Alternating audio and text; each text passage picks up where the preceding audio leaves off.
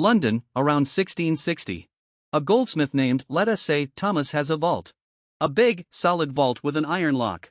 He originally used it to store his own gold, the gold from which he made jewelry, goblets, and cutlery. But his neighbors, who have no vaults, started asking him to store their gold too. Thomas agrees. In return, he gives them a receipt. I have received from John Smith £10 in gold. Signed, Thomas, Goldsmith. One day, Thomas notices something. He has gold from 50 people in his vault. But in any given week, only 3 or 4 come to withdraw. The rest do not show up. They trust that their gold is there. They do not check. Thomas thinks, I have 50 deposits. I only need to have enough gold available for 5 simultaneous withdrawals at most. The rest is just sitting there. Doing nothing. Producing nothing. What if I lent it? That thought, that moment of calculated temptation, is the birth of fractional reserve. And it is, without exaggeration, one of the most important ideas in economic history. Because Thomas is not going to lend his gold. He is going to lend other people's gold. And he is going to charge interest on it.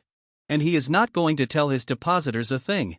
We have traveled from the temples of Mesopotamia to the Templars, and from the Templars to the Medici. At each stage, banking has grown more sophisticated, from storing grain to issuing letters of credit, from letters of credit to bills of exchange and double-entry bookkeeping. But all those bankers shared a limitation. They could only lend money they actually had. If the Medici Bank had 1,000 florins in deposit and lent 500, it had 500 left for emergencies. They did not invent money. Today we are going to see how some London goldsmiths discovered they could break that limitation. That they could lend more than they had. And that, as long as nobody came to claim everything at once, the trick worked. This is the story of the birth of fractional reserve. The foundation of all modern banking. Why goldsmiths? Why not tailors or bakers? For a practical reason. Goldsmiths worked with precious metals. And to protect their own inventory, they had vaults. Vaults that most citizens could not afford. In 17th century England, keeping your money at home was risky. Fires were frequent. Robberies too. And in 1640, something happened that changed things forever. King Charles I confiscated the gold deposited in the Tower of London, the public treasury, to finance his war. Imagine the impact. People had trusted their gold to the government. And the government had taken it. After that, nobody wanted to keep their gold in the tower. But they needed a safe place. And the goldsmiths, with their private vaults, offered an alternative. Citizens began depositing their gold with goldsmiths. In return, they received receipts, deposit certificates specifying the amount stored. These receipts began to circulate as money. If you owed someone £10, instead of going to the goldsmith to withdraw the gold and hand it over, you simply gave them the receipt. That person could go to the goldsmith whenever they wanted and claim the gold. Or they could use the receipt to pay a third party. These receipts are, essentially, the first modern banknotes. We already saw this story briefly in Season 1. But today we are going to see what happened next. What happened when the goldsmiths looked inside their vaults and had an idea? Thomas, our goldsmith, observes a pattern. Each week, some clients deposit gold and others withdraw it. But those who deposit are almost always more numerous than those who withdraw. His vault keeps filling up. And the crucial thing, they never all come at once. If he has £100 of gold from 50 clients, at any given moment he only needs to have available, say, £10 or £20 to cover normal withdrawals. The rest of the gold sits there, inert, gathering dust. Around the 1650s, goldsmiths began lending that inert gold. Not all of it, of course. They kept a fraction in reserve, hence the name, fractional reserve. But they lent the rest. To whom? To merchants who needed capital. To nobles who needed liquidity. To anyone willing to pay an interest rate of 6 to 8% per year. And here is the key. The goldsmith did not tell his depositors he was lending their gold. The depositors continued believing all their gold was in the vault. If they came to withdraw it, the goldsmith gave it to them using the gold of other depositors who had not come. As long as withdrawals remained normal, the system worked perfectly. The goldsmith earned money from interest on loans made with other people's money. The depositors believed their gold was safe. The borrowers had capital for their businesses. Everyone happy. Until something went wrong. What happens if one day, for whatever reason, many depositors come to withdraw their gold at the same time? The goldsmith does not have it. He has lent it. And the loans cannot be returned overnight. The merchant who received the loan has invested it in merchandise he has not yet sold. The nobleman who borrowed is waiting for rent from his lands. The goldsmith cannot return all the gold. because he does not have all the gold. He only has a fraction. And when the first depositor leaves the workshop saying the goldsmith could not return my gold, panic spreads. Every other depositor rushes to withdraw theirs.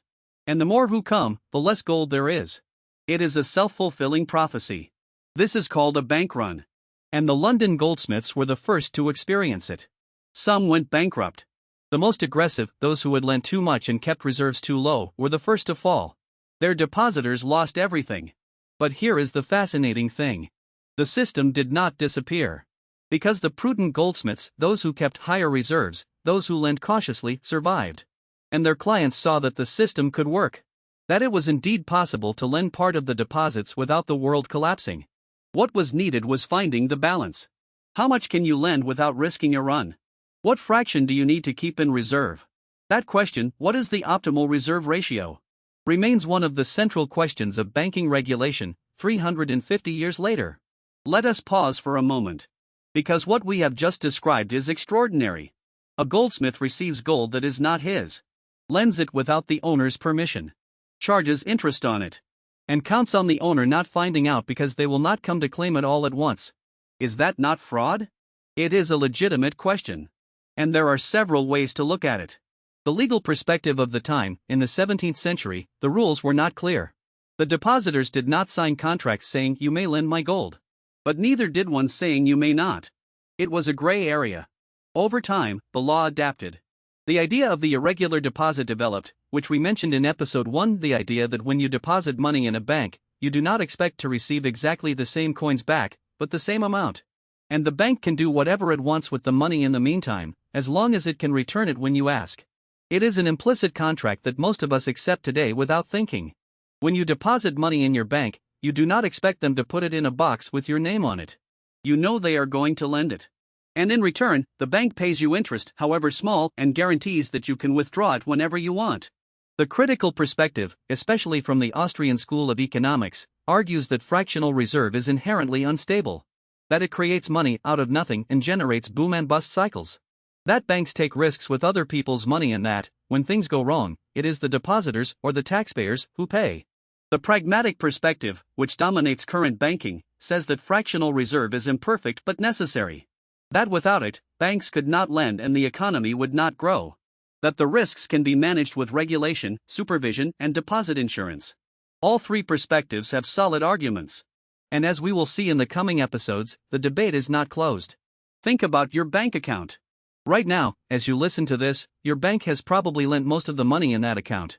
Not all of it, it keeps a fraction in reserve.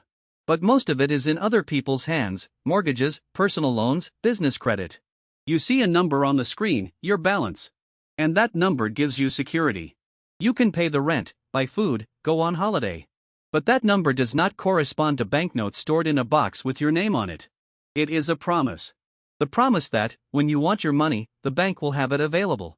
Normally, that promise is kept. The system works because not everyone withdraws at the same time. But every so often, 1907, 1929, 2007, trust breaks down. And when trust breaks down, we discover that the money was not there. That vulnerability is not a flaw in the system. It is the system. It is the price we pay for having an economy where banks can lend and businesses can grow. And understanding that vulnerability is the first step towards protecting yourself from it. 5 key ideas from this episode. First, the London goldsmiths, in the 17th century, became accidental bankers when citizens began depositing gold in their vaults after Charles I confiscated the gold in the Tower of London. Second, the goldsmiths' receipts began circulating as money, they are the direct ancestors of banknotes. Third, the goldsmiths discovered they did not need to keep all the deposited gold, because not all depositors withdrew at the same time. They began lending the gold that was left over. That is how fractional reserve was born. Fourth, the system works as long as trust holds. But if too many depositors withdraw at once, the bank cannot pay, that is a bank run. Fifth, fractional reserve divides opinion, the mainstream view sees it as an imperfect but necessary mechanism, the Austrian school sees it as a source of systemic instability. The debate continues. The goldsmiths discovered they could lend money that was not theirs. That they could keep only a fraction of the gold in reserve and lend the rest. But that raises an unsettling question. If the bank lends 90% of what it receives in deposits, and the person who receives the loan deposits it in another bank, and that bank lends 90% of that, how much money has been created? The answer is, much more than existed at the start. Banks do not only store money. They do not only lend it. They create it. Literally. Every time they approve a loan. That sounds impossible. But it is exactly how it works. And the Bank of England officially confirmed it in 2014. How banks create money. That is what comes next.